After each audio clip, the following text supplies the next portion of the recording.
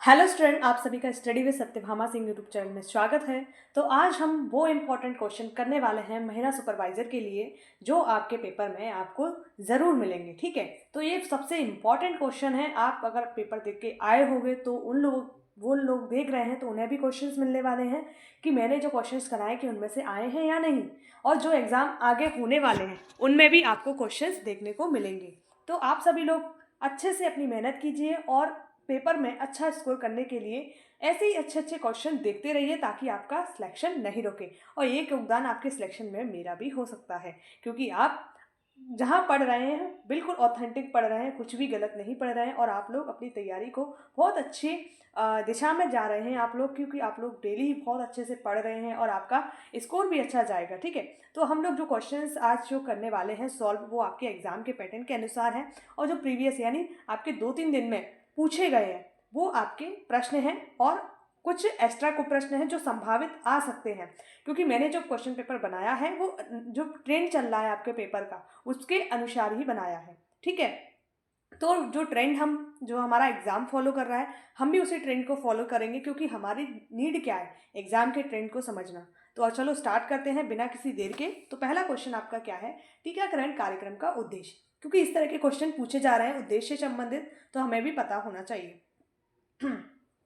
चलो देखो, टीकाकरण कार्यक्रम का जो उद्देश्य है वो क्या है, शरीर को प्रतिरक्षा इम्यूनिटी प्रदान करना। जैसे हम कोरोना वायरस सभी लोग इससे परिचित हैं, तो कोरोना वायरस में क्या किया गया था कि सभी लोगों को क्या इम्यूनिटी कमजोर थी, तो कोरोना वायरस ने इन्फेक्ट कर दिया, उन लोगों को प्रभावित कर दिया और कोविड ग्रसित हो गए।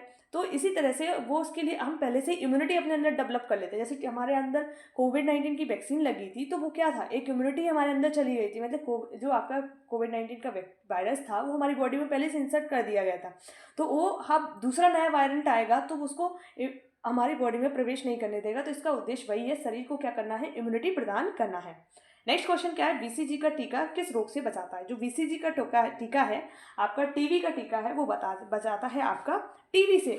ठीक है, बीसीजी टीका क्या है, टीबी का टीका है, और ये हमें किससे बचाता है, तो टीबी से हमारा हमको बीसीजी का टीका बचाता है। ठीक है, नेक्स्ट क्वेश्चन आपका क्या है, पोलियो के टीके में कौन सा रूप होता है। तो पोलियो का टीका आपको पता है इंजेक्शन से पहले दिया जाता था, परंतु अब ओरल दिया जाता है। 2 बूंद आप लोगों को दी जाती है पोलियो के टीके के माध्यम से। कितनी, 2 बूंद, 2 ड्रॉप्स आपको दी जाती हैं पोलियो के वैक्सीन के माध्यम से।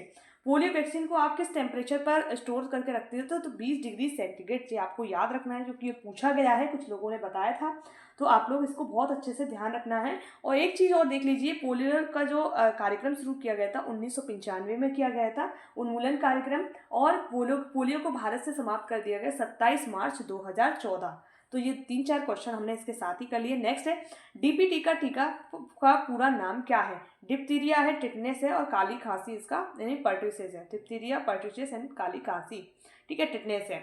नेक्स्ट है, रोटा वायरस का टीका किस बीमारी से बचाता है। तो आप सभी को पता है रोटा वायरस का जो टीका होता है हम सभी को दस्त और उल्टी से बचाता है। तो आप लोग अच्छे से इन क्वेश्चंस को करिए, बहुत इंपॉर्टेंट क्वेश्चन है। नेक्स्ट है, हेपेटाइटिस बी का टीका किस उम्र में दिया जाता है। तो ये हेपेटाइटिस जब आपका जन्म हो रहा है उसके 24 घंटे के अंदर आपको क्या लग जाएगा, हेपेटाइटिस का टीका का लग जाएगा। ठीक है, 24 घंटे के अंदर देना कंपलसरी है हेपेटाइटिस की वैक्सीन। ठीक है, ये इस तरह के क्वेश्चन पूछे जा रहे हैं कि पहला टीका कब लगता है, कौन सा टीका कब दिया जाता है, गर्भवती महिलाओं को कौन सा टीका दिया जाता है, वो सभी चीज़ें क्वेश्चन पूछ रहे हैं। मैंने पहले भी आपको इससे संबंधित बहुत सारे प्रश्न करा दिए और एक टीकाकरण की वीडियो डली है, उसको आप डेफिनेटली जाके ज़रूर देखना है, आपको कंपलसरी है उसे देखना। अगर आपने टीकाकरण कहीं से नहीं पढ़ा है तो आप उसे जाकर देखिए, प्ले लिस्ट में डली हुई है। ठीक है, किसे विश्व पोलियो दिवस के रूप में मनाया जाता है। तो 24 अक्टूबर है, उसे विश्व पोलियो दिवस के रूप में मनाया जाता है। काफ़ी ज़्यादा इंपॉर्टेंट क्वेश्चन है। ठीक है, नेक्स्ट है, रूबीला का टीका किसके साथ दिया जाता है। तो मीजल्स के साथ क्या दिया जाता है, हमारे जो रूबीला का टीका है वो दिया जाता है। और जो रूबीला के टीका को जो स्टोरेज होता है -10 डिग्री, यानी जो मीजल्स का टीका है वो आपका -10 डिग्री पर आपको इस टीके का स्टोर करना पड़ता है। ठीक है, काफ़ी ज़्यादा इंपॉर्टेंट क्वेश्चन है। नेक्स्ट है, टीकाकरण के बाद बच्चों में सामान्यतः क्या दुष्प्रभाव हो सकता है। उन्हें बुखार, जैसे कोविड वैक्सीन आपको लगी थी तो आप लोगों ने देखा था कि आपको बुखार आया था, कुछ लोगों को नहीं आया, जिनकी इम्यूनिटी डेवलप मतलब वो क्या थी, अच्छी थी, उनको बुखार नहीं आया। और जो मीजल्स का जो फर्स्ट टीका दिया जाता है वो कब दिया जाता है, आपका 16 से 23 माह के अंतर्गत दिया जाता है। ठीक है, याद रखना है। हेपेटाइटिस ए का टीका किस बीमारी से बचाता है, तो यकृत संक्रमण से हमें क्या बचाता है, हेपेटाइटिस ए का टीका बचाता है। नेक्स्ट है, किस टीके से बच्चों में मीजल्स की सुरक्षा होती है, तो ये आपका क्या है, MMR। इसका फुल फॉर्म क्या है, मीजल्स, मम्प्स और रूबेला। ये तीनों टीके साथ में दिया है, DP टीका दिया जाता है ना, उसी तरह से MMR के टीके भी दिए जाते हैं। नेक्स्ट क्या है, पोलियो इरेडिक्शन प्रोग्राम भारत में कब शुरू हुआ था, तो 1995, जो मैंने अभी ऊपर आपको बताया था। नेक्स्ट है, हैजा के टीके को क्या कहा जाता है, तो हैजा का टीका ओरल कोलेरा वैक्सीन कहा जाता है। क्या, ओरल कोलेरा वैक्सीन। याद रखना है इन सब चीज़ों को। किस पोलियो दिवस के रूप में मनाया जाता है, तो पोलियो हमने ऊपर देखा 24 अक्टूबर के रूप में मनाया जाता है। ठीक है, DP टीका जो टीका कब दिया जाता है, आपका जो DP टीका जो टीका दिया जाता है 6 सप्ताह, 10 सप्ताह और 14 सप्ताह, यानी डिप्थीरिया 6 सप्ताह में दिया जाता है और टिटनेस आपका 10 सप्ताह में और पी पर्टुसिस एंड काली 14 सप्ताह में दिया जाता है। याद रखना है इन्हें भी। किसे विश्व टीकाकरण दिवस के रूप में मनाया जाता है, तो विश्व टीकाकरण के दिवस के रूप में जो मनाया जाता है, इसका आंसर 10 नवंबर है। तो इन सभी में नहीं है, कब है आप याद रखिए, 10 नवंबर को क्या मनाया जाता है, विश्व टीकाकरण दिवस मनाया जाता है। और आप लोग कमेंट करके बताइए कि भारत में टीकाकरण कार्यक्रम कब मनाया जाता है। ठीक है, कौन सा जीवन भर की सुरक्षा प्रदान करता है, तो BCG एक बार आपको लग जाता है तो आपके जीवन भर की सुरक्षा हो जाती है। नेक्स्ट है, टीकाकरण के लाभ क्या होते हैं, तो लाभ क्या होते हैं, शरीर में प्रतिरक्षा प्रणाली को मजबूत करना टीकाकरण का लाभ है।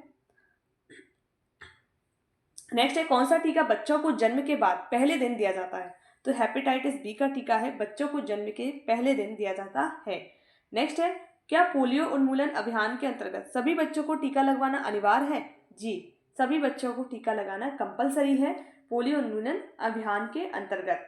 ठीक है, बहुत ज़रूरी इंपॉर्टेंट क्वेश्चंस हैं आपके ये।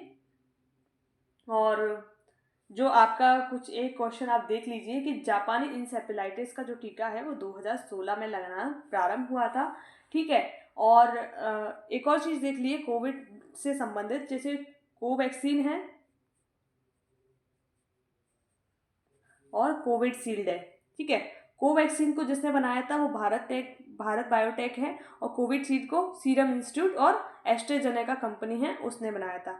इन सभी को जो स्टोर किया जाता है वो टेम्परेचर याद कर लीजिए, 2 डिग्री से 8 डिग्री टेम्परेचर में इन्हें स्टोर किया जाता है और इसकी जो डोज लगती है जो 0.5 ml की लगती है। ये तीनों क्वेश्चन आपको ध्यान रखने हैं। ठीक है, नेक्स्ट है, विटामिन ए का सोर्स है, तो आप सभी पता है कि गाजर है विटामिन ए का सबसे अच्छा सोर्स है। ठीक है, और विटामिन ए हमारी आंखों के लिए काफ़ी ज़्यादा यूजफुल होती है। नेक्स्ट है, विटामिन बी का प्रमुख कार्य क्या है, ये है हड्डियों को मजबूत करना। इसका जो रासायनिक नाम है कैल्सीफेरॉल है और इससे रिकेट्स नाम की बीमारी हो जाती है जिसमें हमारी हड्डियां क्या हैं, टेढ़ी मेढ़ी हो जाती है। नेक्स्ट है, विटामिन सी की कमी से कौन सी बीमारी होती है, तो स्कर्वी और इसका जो रासायनिक नाम है वो एस्कॉर्बिक अम्ल है। ठीक है, मशीनों से खून आता है स्कर्वी रूप में। ठीक है, विटामिन के का मुख्य कार्य क्या है, रक्त के थक्के को रोकना। ठीक है, ये आग का थक्का बनाना है, मतलब रक्त का थक्का बनाने का काम क्या करता है, विटामिन के करता है। और शरीर में जो आपको ब्लड को नहीं जमने देता है वो क्या है, हिपेरिन का काम रहता है। ठीक है, याद रख लेना ये सब चीज़ें। और विटामिन के का जो रासायनिक नाम फिनोक्विनोन है। ठीक है, नेक्स्ट है, विटामिन B12 का प्रमुख सोर्स क्या है, मांस और मछली विटामिन B12 का मुख्य सोर्स है और इसका रासायनिक नाम साइनाकोबालामिन है। इसकी कमी से एनीमिया भी हो जाता है। ठीक है, एनीमिया क्या है, एक जिसमें हीमोग्लोबिन की कमी हो जाती है, उस तरह का रोग है। नेक्स्ट, विटामिन डी किसके द्वारा शरीर में निर्मित होती है, सूरज की रोशनी से। जब हमारी स्किन पर सूरज की रोशनी पड़ती है तो नीचे हमारे वसा की सेल्स रहती हैं, तो विटामिन डी है वो एक्टिवेट हो जाती है उसमें। ठीक है, नेक्स्ट क्या है, विटामिन B1 का किस नाम से जाना जाता है, तो थायमिन के नाम से जाना जाता है विटामिन B1 को और इससे बेरी बेरी नाम का रोग हो जाता है। ठीक है, आपने बचपन में पढ़ा होगा बेरी बेरी नामक रोग हो जाता है। नेक्स्ट है, विटामिन ए के प्रमुख कार्य क्या है, ये प्रतिरक्षा प्रणाली को मजबूत करता है और आपके जनन क्षमता को भी, अगर इसकी कमी हो जाती है तो बांझपन आ जाता है और इसको ब्यूटी विटामिन भी कहा जाता है। नेक्स्ट है, विटामिन सी का सबसे अच्छा सोर्स क्या है, तो आपको पता है अगर दिया नहीं है नींबू तो संतरा सबसे अच्छा सोर्स है विटामिन। जो सी है वो आपको वसा में घुलनशील विटामिन होते हैं, बी और सी बाकी जो विटामिन है वो बी और सी आपके जल में घुलनशील विटामिन होते हैं, बाकी विटामिन आपके वसा में घुलनशील होते हैं। ठीक है। विटामिन सी की कमी से आप में जो रोग प्रतिरोधक क्षमता है वो भी कम हो जाती है। नेक्स्ट है विटामिन B2 का मुख्य सोर्स क्या है? दूध और डेयरी प्रोडक्ट है विटामिन B2 का सबसे अच्छा सोर्स है, और इसका रासायनिक नाम आप लोग बताओगे कमेंट करके। नेक्स्ट क्या है? विटामिन ए की कमी से किस प्रकार की समस्या होती है? तो रात्रि अंधता, कल जो आपकी नाइट ब्लाइंडनेस आपको हो जाती है, मतलब रात में आपको दिखना बंद हो जाता है। नेक्स्ट है विटामिन B6 का मुख्य कार्य क्या है? तो ये मस्तिष्क और तंत्रिका तंत्र के कार्य में सहायता करता है। किसमें? मस्तिष्क और आपके तंत्रिका तंत्र के कार्य में सहायता करता है। नेक्स्ट है विटामिन डी की कमी से कौन सी बीमारी हो सकती है? तो विटामिन डी की कमी से जो होती है वो आपको रिकेट्स होती है। ठीक है। नेक्स्ट क्या है? विटामिन B9 फॉलिक एसिड की कमी से कौन सी बीमारी हो सकती है? तो न्यूरल ट्यूब दोष है वो आपको फॉलिक एसिड की कमी से हो सकता है, और ये बच्चे के लिए फॉलिक एसिड है वो काफ़ी ज़्यादा इंपॉर्टेंट है उनकी ग्रोथ के लिए। नेक्स्ट है विटामिन ई का मुख्य स्रोत क्या है? हरी पत्तेदार सब्जी और तेल आपका क्या है? विटामिन ए का सबसे अच्छा सोर्स है। विटामिन के का प्रमुख सोर्स क्या है? इसका भी आपका क्या है? हरी पत्तेदार सब्जियां हैं। नेक्स्ट क्या है? विटामिन B5 का मुख्य कार्य क्या है? ऊर्जा निर्माण करने का विटामिन B5 का मुख्य कार्य है। विटामिन डी की कमी से किस अंग पर प्रभाव पड़ता है? हड्डियों पर, विशेषकर विटामिन डी से प्रभाव पड़ता है। विटामिन B7 बायोटिन की कमी से किस समस्या का सामना हो सकता है? तो बायोटिन की जब कमी आपके बॉडी में हो जाती है तो आपके बालों का झड़ना प्रारंभ हो जाता है। तो जिन लोगों को भी झड़ने की प्रॉब्लम है वो विटामिन B7 और कुछ लोग तो विटामिन ई के कैप्सूल भी लगाते हैं जो काफ़ी ज़्यादा अच्छे होते हैं। नेक्स्ट है विटामिन सी का मुख्य कार्य क्या है? विटामिन सी का जो मैंने बताया प्रतिरक्षा प्रणाली को मजबूत करता है, इससे आपकी इम्यूनिटी सिस्टम है वो मजबूत होता है। हाँ, और इसकी कमी हो जाती है तो आपका इम्यूनिटी सिस्टम में कमजोर हो जाता है। नेक्स्ट है बेटी बचाओ बेटी पढ़ाओ योजना किस राज्य में शुरू की गई? तो ये हरियाणा राज्य में शुरू की गई थी। ठीक है। नेक्स्ट है, ये योजनाओं से संबंधित हम प्रश्न कर रहे हैं जो आपके एग्जाम के लिए काफ़ी ज़्यादा इंपॉर्टेंट है। नेक्स्ट है महिला सशक्तिकरण के लिए भारत सरकार द्वारा किस योजना की शुरुआत की गई? तो महिला सशक्तिकरण योजना की शुरुआत है वो की गई, आपकी महिला सशक्तिकरण योजना है वो शुरू की गई महिलाओं को सशक्त करने के लिए और उनको रोजगार के साथ साथ और भी चीज़ें प्रदान करने के लिए। नेक्स्ट है प्रधानमंत्री मातृ वंदना योजना का क्या उद्देश्य है? प्रधानमंत्री मातृ वंदना योजना का जो उद्देश्य है महिलाओं को क्या करना है? गर्भवती महिलाओं को वित्तीय सहायता देने का इसका कार्य है। ठीक है। नेक्स्ट क्या है? बेटी बचाओ बेटी पढ़ाओ योजना का उद्देश्य क्या है? कन्या भ्रूण हत्या को रोकना और बालिका शिक्षा को बढ़ावा देना। अब जो योजनाओं से संबंधित प्रश्न आ रहे हैं, डेट नहीं पूछा जा रहा आपसे, उसका उद्देश्य पूछा जा रहा है, तो ये वही चीज़ों के क्वेश्चंस आप फॉलो कर रहे हैं हम लोग। प्रधानमंत्री शिशु सुरक्षा योजना के तहत किसे लाभ मिलता है? तो नवजात शिशुओं और बच्चों के स्वास्थ्य देखभाल को लाभ मिलता है। नेक्स्ट है बालिका शिक्षा योजना का उद्देश्य क्या है? बालिका शिक्षा योजना का उद्देश्य है बालिकाओं की शिक्षा को बढ़ावा देना। ठीक है। राष्ट्रीय महिला आयोग की स्थापना किस वर्ष की गई? तो राष्ट्रीय महिला आयोग की स्थापना ये आपकी 1992 में की गई थी, 1990 के अधिनियम के तहत। ठीक है। कब है? 1992, याद रखना है। नेक्स्ट है सुकन्या समृद्धि योजना का मुख्य उद्देश्य क्या है? बालिका के विवाह की योग्य आयु और वित्तीय सुरक्षा प्रदान करना सुकन्या समृद्धि योजना का मुख्य उद्देश्य है। नेक्स्ट है उज्ज्वला योजना का उद्देश्य क्या है? अब आपको पता होना चाहिए उज्ज्वला योजना जिन हमारी महिला अभ्यर्थी हैं जो शादीशुदा हैं और नहीं भी है, तो उन्होंने देखा वो घर में सिलेंडर आपको प्रदान किए गए थे, गैस और सिलेंडर, तो वही है सुरक्षित रसोई गैस कनेक्शन देना। 8 करोड़ महिलाओं को दे चुके हैं, अब बाकी महिलाओं को भी देने का इसका उद्देश्य है। नेक्स्ट है आंगनवाड़ी योजना किससे संबंधित है? आंगनवाड़ी योजना महिला स्वास्थ्य से, बालकों के माताओं के पोषण से, महिलाओं को रोजगार से, महिला सुरक्षा से। तो बालकों और माता के पोषण से आंगनवाड़ी योजना है वो संबंधित है। नेक्स्ट है प्रधानमंत्री शहरी आवास योजना का मुख्य उद्देश्य क्या है? गरीबों को घर प्रदान करना। ठीक है, शहरी आवास योजना का मुख्य उद्देश्य है। ऐसे ग्रामीण आवास योजना भी है। नारी सुरक्षा योजना का उद्देश्य क्या है? महिलाओं के खिलाफ हिंसा को रोकना और उनकी सुरक्षा करना क्या है? नारी सुरक्षा योजना का उद्देश्य है। नेक्स्ट है राजीव गांधी महिला एवं बाल विकास योजना का उद्देश्य क्या है? इसका उद्देश्य क्या है? महिलाओं को सशक्तिकरण और बालकों के कल्याण के लिए काम करने का उद्देश्य है। नेक्स्ट है माँ की मदद योजना का मुख्य उद्देश्य क्या है? नई योजना है माँ की मदद योजना का मुख्य उद्देश्य क्या है? महिलाओं को, इसका आंसर क्या है? जो माता है उनको आर्थिक सहायता देना है। ठीक है, क्या? आर्थिक सहायता। नेक्स्ट है किशोर स्वास्थ्य योजना का उद्देश्य क्या है? किशोरों के मानसिक स्वास्थ्य में सुधार करना। एक ये आपका मानसिक स्वास्थ्य कार्यक्रम कब का है? 1982 का है, याद रखना है 1982। ठीक है। नेक्स्ट है प्रधानमंत्री गर्भवती महिला योजना किसे सहायता प्रदान करती है? गर्भवती महिलाओं और माताओं को सहायता प्रदान करती है। नेक्स्ट है मुख्यमंत्री बालिका योजना किस राज्य में लागू है? तो ये राजस्थान राज्य में लागू है। नेक्स्ट है बाल कल्याण योजना का मुख्य उद्देश्य क्या है? बाल कल्याण यानी इस योजना का अगर पता भी नहीं है तो आप कैसे करोगे? तो बालकों के अधिकारों की रक्षा करना, यानी बच्चों के क्या संरक्षण के अधिकार की बात करता है, बालकों के कल्याण की बात करता है। नेक्स्ट है माँ के लिए पोषण योजना का उद्देश्य है गर्भवती महिलाओं को शिशुओं को पोषण सहायता प्रदान करना, इसका क्या है उद्देश्य है। नेक्स्ट है बालिका शिक्षा योजना का मुख्य उद्देश्य क्या है? बालिका शिक्षा योजना का मुख्य उद्देश्य क्या है? बालकों के लिए व्यवस्था का मतलब जो शिक्षा की व्यवस्था करना, जो बालिकाएं हैं उनके लिए शिक्षा की व्यवस्था करना, बालिकाओं के लिए शिक्षा की व्यवस्था करना भी इस योजना का उद्देश्य है। कुछ हम संप्रेषण से क्वेश्चन करेंगे जो आपके एग्जाम के लिए इंपॉर्टेंट है। पिछली वीडियो में भी हमने संप्रेषण से बहुत सारे क्वेश्चन किए थे, तो आज भी हम वही चीज़ें उससे आगे हम करने वाले हैं। संप्रेषण का सबसे प्रसिद्ध सिद्धांत कौन सा है? तो सबसे प्रसिद्ध सिद्धांत है संप्रेषणात्मक सिद्धांत। ठीक है। श्रोता केंद्रित संप्रेषण सिद्धांत किसका समर्थन करता है? श्रोता जो केंद्रित संप्रेषण सिद्धांत है वो संप्रेषण की प्रक्रिया में श्रोताओं के महत्व को, यानी उसमें उनका महत्व है क्या, उसको क्या करता है? समर्थन करता है। नेक्स्ट क्या है आपका? नेक्स्ट क्वेश्चन आपका है कि किस सिद्धांत के अनुसार संप्रेषण को संदेश भेजने और प्राप्त करने की एक द्विपक्षीय प्रक्रिया के रूप में माना जाता है? तो ये द्विपक्षीय संप्रेषण सिद्धांत है। तो यानी सिंपल से क्वेश्चन है, ऊपर दिया है वही नीचे है, मतलब बोल नहीं रहे थे बच्चे कि आप सिर्फ समझ पर आधारित प्रश्न है, क्वेश्चन में ही उसका आंसर छुपा है, तो उसी तरह के प्रश्न है। किस सिद्धांत के अनुसार संप्रेषण केवल एक तरफा होता है, यानी केवल भेजने वाले को संदेश की ही महत्वपूर्ण होता है? तो ये क्या है? एक तरफा संप्रेषण सिद्धांत है। ठीक है। नेक्स्ट है संप्रेषण के स्रोत, संदेश, माध्यम और प्राप्ति को शामिल करने वाला सिद्धांत किसका है? तो स्रोत प्रकाश का सिद्धांत है। ठीक है। नेक्स्ट है संप्रेषण के संदर्भ में बेमतलब शब्दों का उपयोग किस सिद्धांत में चर्चा की गई है? जो बेमतलब शब्द हैं, मतलब इनका कोई यूज ही नहीं है, वो संदर्भ सिद्धांत में आपने पढ़ा होगा तो आपको ये पता होगा। ठीक है। नेक्स्ट है किस सिद्धांत के अनुसार संप्रेषण सामाजिक और सांस्कृतिक संदर्भ के भीतर होता है? तो सांस्कृतिक जो सिद्धांत है उसके अंतर्गत होता है, यानी क्वेश्चन में ही उसका आंसर है, ये देखिए। ठीक है। किस सिद्धांत का मानना है कि संप्रेषण केवल विचारों, जानकारी आदान प्रदान नहीं बल्कि रिश्तों और भावनाओं को आदान प्रदान करता है?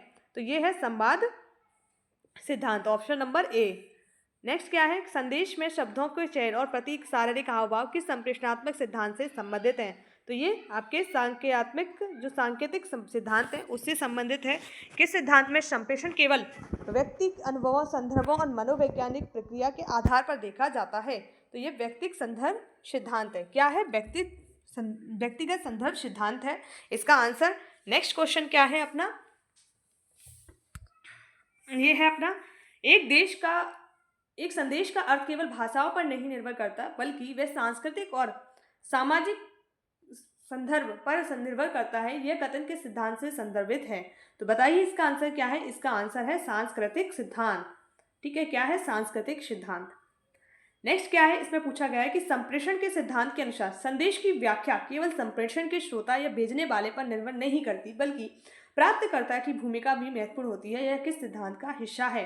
तो यह द्विपक्षीय सिद्धांत, यानी 1 वे कम्युनिकेशन हो रहा है, यानी आप संदेश भेज रहे हो, वहां से वो प्राप्तकर्ता उसे प्राप्त कर रहा है। नेक्स्ट क्या है? किस सिद्धांत के अनुसार संप्रेषण को दीर्घकालिक प्रक्रिया माना जाता है जिसमें संप्रेषण और प्राप्तकर्ता की आपसी समझ और संबंध महत्वपूर्ण होते हैं? तो ये संवाद से, यानी आप में संवाद होगा तो वो दीर्घकालिक प्रक्रिया हो जाएगी, यानी आप लंबे समय तक अपना जो संप्रेषण है, जो आपका कम्युनिकेशन है, उसको कंटिन्यू कर सकते हैं। नेक्स्ट क्या है? संप्रेषण की प्रक्रिया में संदेश का उद्देश्य, स्रोत की भूमिका, माध्यम और संदर्भ को महत्व देने वाला सिद्धांत कौन सा है? संप्रेषणात्मक सिद्धांत है। ठीक है। तो संप्रेषण केवल सूचनाओं का आदान प्रदान नहीं है बल्कि यह रिश्तों को भी प्रभावित करता है। यह सिद्धांत किसने संबंधित है? यह सिद्धांत है आपका संवाद सिद्धांत से संबंधित है, यानी यहाँ पर आपका संवाद जो हो रहा है आप लोगों के बीच में तो वो रिश्तों से संबंधित है। नेक्स्ट है भारत की पहली पंचवर्षीय योजना कब शुरू की गई? और योजना आयोग ने एक प्रस्ताव रखा था, उसके बाद ये पंचवर्षीय योजनाएं उसी के अंतर्गत संचालित की जाती हैं।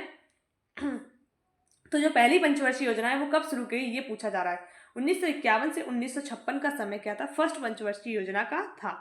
नेक्स्ट है भारत की दूसरी पंचवर्षीय योजना का मुख्य लक्ष्य क्या था? यानी मुख्य लक्ष्य क्या था?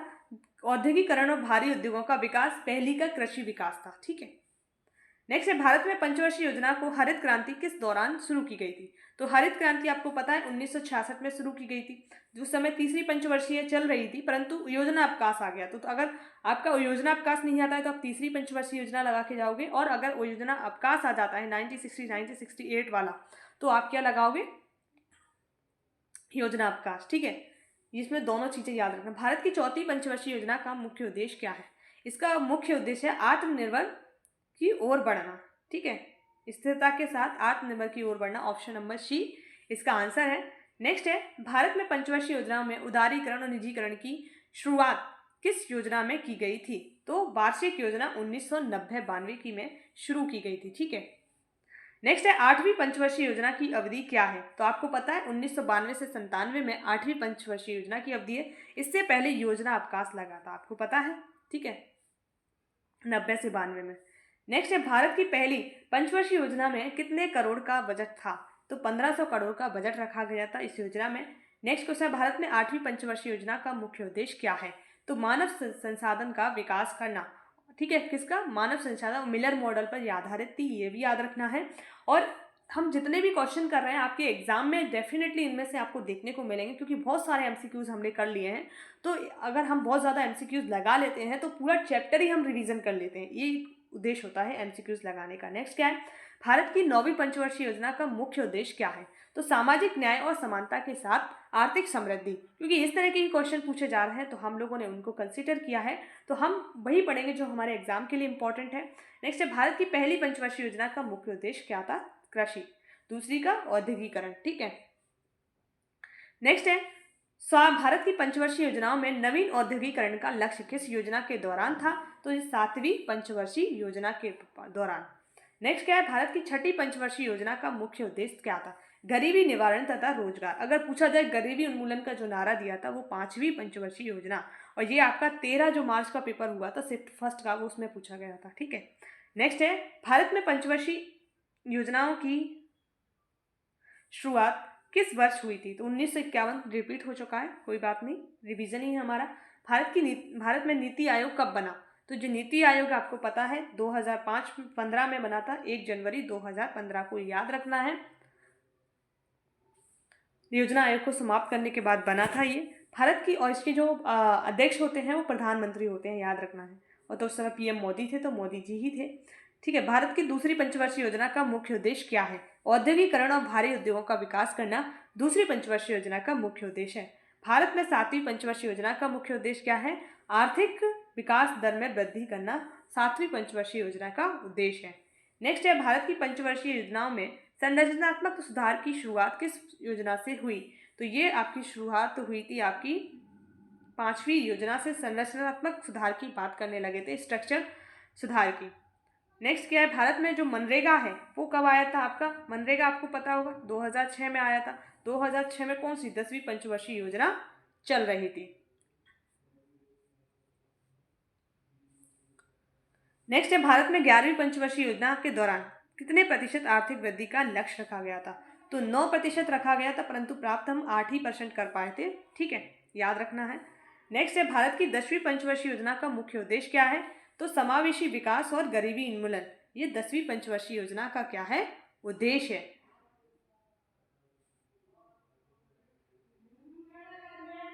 ठीक है, नेक्स्ट क्या है? कंप्यूटर का केंद्रीय प्रोसेसिंग यूनिट क्या है? सीपीयू क्या है? ये क्या करता है? डेटा प्रोसेसिंग करता है। ठीक है, ऑप्शन नंबर सी। नेक्स्ट है वर्ड प्रोसेसिंग सॉफ्टवेयर का एक उदाहरण है, तो माइक्रोसॉफ्ट वर्ड है एक वर्ड प्रोसेसिंग सॉफ्टवेयर का उदाहरण है। नेक्स्ट है सीपीयू में कौन सा घटक सभी प्रोसेसिंग कार्य को नियंत्रित करता है? तो कंट्रोल यूनिट। काफी ज्यादा इंपॉर्टेंट क्वेश्चन है ये, इसको अच्छे से रख लेना है। कंट्रोल रैम का एक्सेसरी मेमोरी की मुख्य विशेषता क्या है? तो रैम रैंडम एक्सेसरी मेमोरी है, और ये आपकी क्या है? तो अस्थायी मेमोरी है, डेटा को अस्थायी रूप से स्टोर करती है। और रोम क्या होती है? स्थायी मेमोरी, रीड ओनली मेमोरी इसका फुल फॉर्म है। ठीक है, किसे कंप्यूटर का मस्तिष्क कहा जाता है? तो आप सभी को पता है सीपीयू को क्या कहा जाता है? कंप्यूटर का मस्तिष्क कहा जाता है। नेक्स्ट है एचटीएमएल का फुल फॉर्म क्या है? तो हाइपर टेक्स्ट मार्कअप लैंग्वेज है। तो हाइपर यानी ऑप्शन नंबर फर्स्ट ही इसका आंसर है। ठीक है, नेक्स्ट है कंप्यूटर की सबसे छोटी यूनिट क्या कहलाती है? तो बिट। ठीक है, बिट क्या है? कंप्यूटर की सबसे छोटी यूनिट है। किस प्रोग्रामिंग भाषा में वेब डेवलपर के लिए प्रयोग किया गया था? तो जो वेब डेवलपर के लिए प्रयोग किया गया था वो आपका क्या था, जावा स्क्रिप्ट थी, और सन माइक्रोसॉफ्ट कंपनी ने इसे डेवलप किया था। नेक्स्ट है कंप्यूटर वायरस से बचाव के लिए किसे उपयोग किया जाता है? तो एंटीवायरस सॉफ्टवेयर है उसे कंप्यूटर वायरस के लिए उपयोग किया जाता है। सीपीयू में एएलयू यानी अर्थमेटिक लॉजिक यूनिट का कार्य क्या है? गणना और तार्किक कार्यों का निष्पादन करना ये इसका उद्देश्य है। कंप्यूटर में ओपन सॉफ्टवेयर का पूरा नाम मैंने बोल ऑपरेटिंग सिस्टम है यानी ओपन सोर्स सॉफ्टवेयर भी बोल सकते हैं, और कंप्यूटर में ओएस का फुल फॉर्म क्या है? ऑपरेटिंग सिस्टम है। ठीक है। नेक्स्ट है किस उपकरण में का उपयोग डेटा को स्थायी रूप से स्टोर करने के लिए किया जाता है? तो हार्ड डिस्क को स्थायी रूप से, यानी आप उसमें हार्ड डिस्क में एक कॉपी ले लो और इसमें स्थायी रूप से रख सकते हो। यूएसबी का फुल फॉर्म क्या है? यूनिवर्सल सीरियल बस क्या है? यूएसबी का फुल फॉर्म है। ठीक है। कंप्यूटर नेटवर्क में एक प्रकार को क्या कहते हैं जो एक छोटे से क्षेत्र में होता है? तो लोकल एरिया नेटवर्क कहता है जो बड़े क्षेत्र में 100 किलोमीटर से ज़्यादा क्षेत्र में मेट्रोपॉलिटन 100 किलोमीटर क्षेत्र में होता है। पर्सनल एरिया आपके जो घर वगैरह में, और वाइड यानी पूरे विश्व में जो आपका वाइड एरिया नेटवर्क है वो फैला हुआ है। ठीक है। किस प्रोग्राम को उपयोग कंप्यूटर पर डेटा और प्रोग्राम को चलाने के लिए किया जाता है? तो ये आपका पता है क्या? ऑपरेटिंग सिस्टम ही है जिसमें आप प्रोग्राम चलाते हो। नेक्स्ट है वाईफाई का पूरा नाम क्या है? तो वायरलेस फिडेलिटी है, और लाईफाई का आप लोग कमेंट करके बताए हुए लाइट फिडेलिटी है। ठीक है, मैंने बता दिया है आपको। नेक्स्ट है वो लेजर पर काम करता है। ठीक है, जो आपका लाइट पे काम करता है, जो आपकी लाइट होती है उस पर। ठीक है, लाईफाई। कंप्यूटर में कैश मेमोरी का मुख्य कार्य क्या है? प्रोसेसर के पास डेटा को तेजी से पहुंचाना। सबसे जो तीव्र मेमोरी होती है वो कौन है? आपकी कैश मेमोरी होती है। कम समय में आप इसको यूज कर सकते हो। माउस का उपयोग किस प्रकार के लिए किया जाता है? तो डाटा को इनपुट करने के लिए। ठीक है, इनपुट डिवाइस है माउस, ये भी आपको पता है। तो आपको नहीं पता तो यहाँ से आप इस क्वेश्चन का आंसर निकाल सकते हो। ठीक है, कंप्यूटर का मुख्य उद्देश्य क्या है? डेटाओं का प्रोसेसिंग करना। हम कंप्यूटर क्यों यूज करते हैं? डेटाओं को प्रोसेसिंग करने के लिए। ठीक है। किस फाइल का एक्सटेंशन को हम एक स्प्रेडशीट के साथ जोड़ते हैं? तो XLS का, .xls का। कुछ अधिनियमों से संबंधित प्रश्न भी हैं, जैसे घरेलू हिंसा अधिनियम कब लागू हुआ? ये 2005 का अधिनियम है। ध्यान रखना है कब का? 2005 का। घरेलू हिंसा अधिनियम का आरोप किस पर लगाया जा सकता है? देखो, पति पर, पति के परिवार पर, प्रेमी पर, सभी पे क्या लगाया जाता है? डोमेस्टिक वायलेंस का केस लगाया जा सकता है। दहेज प्रतिशत अधिनियम कब लागू हुआ था? 1961 का अधिनियम है। ठीक है। नेक्स्ट है दहेज प्रतिशत अधिनियम के तहत दहेज मांगने वाले को कितनी सजा हो सकती है? तो दहेज मांगने पर आपको 2 साल की सजा होगी। क्या है? 2 साल की। ये धारा 4 में बताया गया है। अगर दहेज देने और लेने, यानी आप दहेज दे रहे हो, ले रहे हो, तो आपको 5 साल की सजा, 20,000 का जुर्माना या 15,000 का जुर्माना है, और दहेज की रकम। ठीक है, दोनों याद रखना है। धारा 3 में क्या है? देने लेने, यानी दहेज दे रहे हो, आप ले रहे हो, तो 5 साल की सजा है। और इसमें क्या पूछा है? दहेज मांगने, यानी 2 साल की सजा।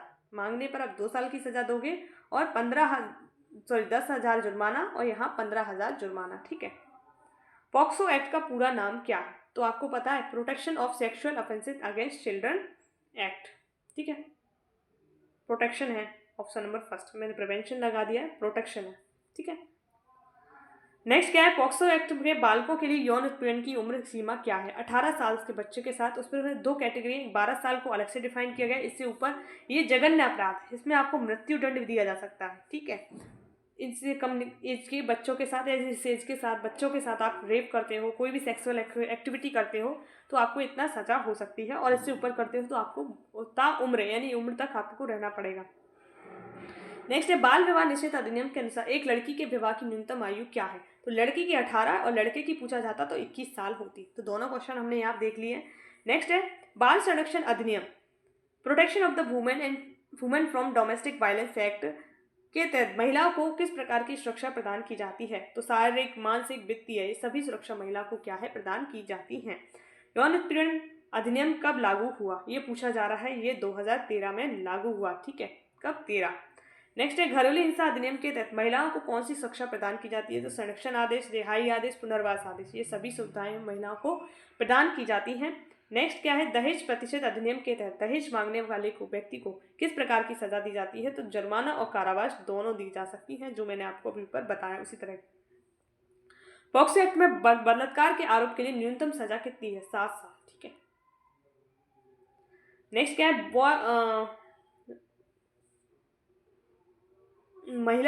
बाल एवं महिला संरक्षण अधिनियम, ये थोड़ा मिसप्रिंट हो गया है। महिलाओं को किसी भी प्रकार की हिंसा से बचाने की जिम्मेदारी पुलिस की है, महिला आयोग की, अदालत की है, सभी की जिम्मेदारी है। ठीक है। नेक्स्ट है बाल विवाह निषेध अधिनियम के तहत लड़के की न्यूनतम आयु कितनी होनी चाहिए? तो 21 साल। क्या है? 21 साल। घरेलू हिंसा अधिनियम के तहत घरेलू हिंसा का मतलब क्या है? उपयुक्त सभी, यानी शारीरिक, मानसिक, यौन हिंसा, जितनी भी आप हिंसा करते हो महिला के साथ, वो सारी इसमें कंसिडर होंगी। दहेज प्रतिशत अधिनियम के तहत दहेज लेने और देने का क्या परिणाम हो सकता है? यानी आपको 3 साल की सजा हो सकती है और जुर्माना, दोनों हो सकते हैं। ठीक है, थोड़ा मिसप्रिंट हो गया है, उसके लिए माफ़ी चाहूँगी, पर मैंने आपको सही बताया। पॉक्सो एक्ट में एक बच्चे के साथ बलात्कार की सज़ा क्या हो सकती है? तो फांसी की सज़ा, ठीक है, आपको हो सकती है, क्योंकि ये एक जघन्य अपराध है, एक मानवता के लिए शर्मसार करने वाली घटना होती है ये सभी। नेक्स्ट है यौन उत्पीड़न अधिनियम के तहत कार्यस्थल पर यौन उत्पीड़न का आरोप किस पर लगाया जा सकता है? सहकर्मी, वरिष्ठ अधिकारी और नियोक्ता, इन तीनों पर क्या लगाया जा सकता है? आपका यौन उत्पीड़न का आरोप लगाया जाता है।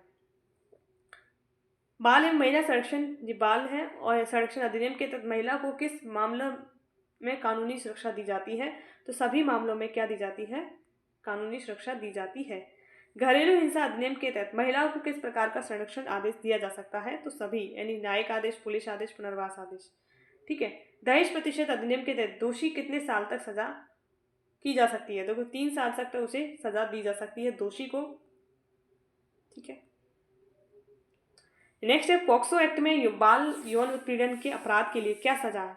तो 7 साल की तो मिनिमम है और अधिकतम मृत्यु दंड है, आपको दिया जा सकता है। ठीक है। यौन उत्पीड़न में अधिनियम के तहत कार्यस्थल का मतलब क्या है? कार्यस्थल का मतलब है आपका हर प्रकार का कार्यस्थल, यानी आपका चाहे निजी हो चाहे आपका सरकारी हो, वो सभी कार्यस्थल आपके इसके अंतर्गत आते हैं। नेक्स्ट है बाल विवाह निषेध अधिनियम के तहत एक बच्ची का विवाह करने पर क्या सजा की जा सकती है? तो 2 साल की सजा दी जा सकती है आपको एक बच्ची का विवाह होने पर। नेक्स्ट है पॉक्सो एक्ट में अपराधी को सजा देने के लिए कितनी उम्र के बच्चों का माना जाना है? तो ये बच्चे 18 साल के होते हैं, कम होते हैं तो वो आपके क्या होते हैं? 18 साल या 18 साल से कम, पॉक्सो एक्ट के अंतर्गत ये आपके संरक्षण योग्य बच्चे हैं। उच्च आंतरिक गवर्नेंस, जैसे हमारी जो प्रबंधकीय गुण है, हमारा जो मैनेजमेंट स्किल्स है, उससे क्वेश्चंस में आपका एक आंतरिक गवर्नेंस भी दिया हुआ है, तो उससे संबंधित प्रश्न भी है। आंतरिक गवर्नेंस का क्या मतलब है? आंतरिक गवर्नेंस का क्या मतलब होता है कि संगठन के अंदर के नियंत्रण को और प्रक्रियाओं को संचालित करना क्या होता है? आंतरिक गवर्नेंस का मतलब होता है। नेक्स्ट है आंतरिक गवर्नेंस का मुख्य उद्देश्य क्या है? इसका उद्देश्य भी वही है, संगठन के जोखिमों का प्रबंधन और नियंत्रण करना, यानी संगठन में जो भी जोखिम है, कठिनाइयां आ रही हैं, उनका सही से हम मैनेजमेंट कर सके, क्योंकि हम मैनेजमेंट में इस टॉपिक को पढ़ रहे हैं। नेक्स्ट है आंतरिक गवर्नेंस से जुड़े सबसे महत्वपूर्ण तत्वों में क्या एक है? तो प्रबंधकीय नियंत्रण सबसे महत्वपूर्ण है इन सभी में। ठीक है। नेक्स्ट है आंतरिक गवर्नेंस का मजबूत करने के लिए कौन सी प्रक्रिया की जाती है? आंतरिक नियंत्रण और रिपोर्टिंग प्रक्रिया की जाती है। ठीक है। आंतरिक गवर्नेंस का आंतरिक नियंत्रण क्या है? तो आंतरिक नियंत्रण है वो क्या है? आपका ऑप्शन नंबर बी, यानी कंपनी के संचालन में नियंत्रण और विधिक तरीके से प्रबंधन करना। नेक्स्ट क्या है? आंतरिक गवर्नेंस में जोखिम प्रबंधन क्या करता है? तो जोखिमों की पहचान करना और उन्हें कम करना है। आंतरिक गवर्नेंस में संवेदनशील और पारदर्शिता का क्या महत्व है? संवेदनशील और पारदर्शिता का महत्व है संगठन के निर्णयों की प्रामाणिकता और विश्वसनीयता को बढ़ावा देना है, यानी संगठन में जो भी कार्य करना है उनकी प्रामाणिकता होनी चाहिए और विश्वसनीयता एक दूसरे में होना चाहिए। नेक्स्ट है आंतरिक गवर्नेंस से संबंधित कौन सा निकाय संगठन के भीतर स्वतंत्र रूप से कार्य करता है? तो आंतरिक ऑडिट विभाग है, वो है आपका एक स्वतंत्र रूप से कार्य करता है। आंतरिक गवर्नेंस किसका महत्व होता है? तो संगठनात्मक आचार संहिता और नैतिकता का क्या होता है? महत्व होता है। देखिए, आप खुद देखिए कि क्वेश्चन कितने अच्छे हैं, उनके ऑप्शन ऐसे हैं कि बिल्कुल क्वेश्चन से मिलते जुलते हैं और ऐसे ही पूछे जा रहे हैं। आपने अगर दिया हो तो वो भी अपना बता सकते हैं कि कैसा उनने दिया, उनका क्या एक्सपीरियंस रहा। ठीक है। आंतरिक गवर्नेंस में उचित मूल्यांकन का क्या महत्व है? तो संगठन की आंतरिक प्रक्रियाओं और नियंत्रणों की नियमित समीक्षा करना है। नेक्स्ट है आंतरिक गवर्नेंस का मुख्य उद्देश्य किस उद्देश्य सुनिश्चित करना है? तो कैसे सुनिश्चित करना है? सही तरीके से वित्तीय रिपोर्टिंग और संगठनात्मक कार्य। अगर जो भी क्वेश्चंस की पीडीएफ चाहता है तो आप चैनल के जो डिस्क्रिप्शन है उधर जाकर या चैनल के जो वॉच पेज है उसको जाकर देखकर वहां से आप टेलीग्राम में जुड़कर ये पीडीएफ प्राप्त कर सकते हो। ठीक है। ठीक है। आंतरिक गवर्नेंस का मुख्य उद्देश्य क्या है? सही तरीके से वित्तीय रिपोर्टिंग और संगठनात्मक कार्य करना। नेक्स्ट क्या है? आंतरिक गवर्नेंस के तहत यदि किसी कर्मचारी द्वारा गलत कार्य किया जाता है तो कौन सा जिम्मेदार होगा? तो कौन जिम्मेदार होगा? तो दोनों कर्मचारी प्रबंधक और दोनों कर्मचारी और प्रबंधक जिम्मेदार होंगे। नेक्स्ट है आंतरिक गवर्नेंस के अंतर्गत कौन सी निगरानी प्रक्रिया लागू की जाती है? तो नियमित रिपोर्टिंग और निगरानी प्रक्रिया है वो की जाती है। नेक्स्ट किसे आंतरिक गवर्नेंस के तहत प्राकृतिक कानूनों का आदेश कहा जाता है? तो वो क्या है? सभी निर्णयों में न्याय संगत और निष्पक्षता को कहा जाता है। नेक्स्ट क्या है? आंतरिक गवर्नेंस के अंतर्गत संगठनात्मक नियंत्रण क्या है? तो वित्तीय और कार्यात्मक प्रक्रियाओं की निगरानी करना संगठनात्मक नियंत्रण है। इस प्रकार हमने सारे प्रश्न हैं वो कर लिए हैं आपके, और हमने लगभग 200 से ज़्यादा क्या है क्वेश्चन सॉल्व किए हैं, और वो भी बहुत ही कम समय में, और बहुत ही अच्छे क्वेश्चन जो आपके एग्जाम में आने वाले क्वेश्चन हैं। तो ऐसा नहीं है कि हम फालतू का कोई सा भी क्वेश्चन आपको करा रहे हैं, हम वो क्वेश्चन आपको करा रहे हैं जो आपके एग्जाम के लिए इंपॉर्टेंट है। आप खुद देखिए कि आपको इंपॉर्टेंट लग रहा है तो आप वीडियो देखिए, नहीं लग रहा तो नहीं देखिए, कोई मतलब ही नहीं है देखने का जब हमारे एग्जाम में ये क्वेश्चंस नहीं आ रहे हैं। उन्हें बनाने का भी कोई उद्देश्य नहीं है, क्योंकि हम वही चीज़ें स्टूडेंट को प्रोवाइड कराएंगे जो स्टूडेंट के लिए हेल्पफुल हो सकती है। ऐसा नहीं है कि हम कुछ भी बच्चों को दे दें, ऐसा नहीं है ना। तो हम लोग क्या करेंगे कि और भी टॉपिक हैं जिनसे और क्वेश्चंस बन सकते हैं, वो हम जब तक आखिरी पेपर नहीं हो जाता है बच्चों का तब तक उन्हें प्रोवाइड कराते रहेंगे, ताकि उनको एग्जाम में कुछ ना कुछ तो हेल्प मिले। ठीक है, आप सभी लोग का एंड तक बने रहने के लिए धन्यवाद। और आप सभी अगर नए हो तो प्लीज़ सब्सक्राइब कर लीजिए, शेयर कर लीजिए, लाइक कर लीजिए, ताकि मुझे भी मोटिवेशन मिलता है कि ज़्यादा से ज़्यादा व्यूज़ आते हैं तो मेरा वही मन करता है और अच्छे से और कंटेंट आपको और अच्छे से निकाल के कहीं ना कहीं से दूँ मैं। ठीक है, तो बहुत ज़्यादा मेहनत से कंटेंट बनाना पड़ता है, क्योंकि इतने सारे क्वेश्चन सॉल्व करवाना है, वीडियो बनानी है, और जो ऑप्शन है वो भी आपको अच्छे से देना है, और कोई सी भी तरह की गलती ना हो। तो आप लोग एंड तक बने रहने के आप सभी का धन्यवाद फिर से। जय हिंद, जय भारत।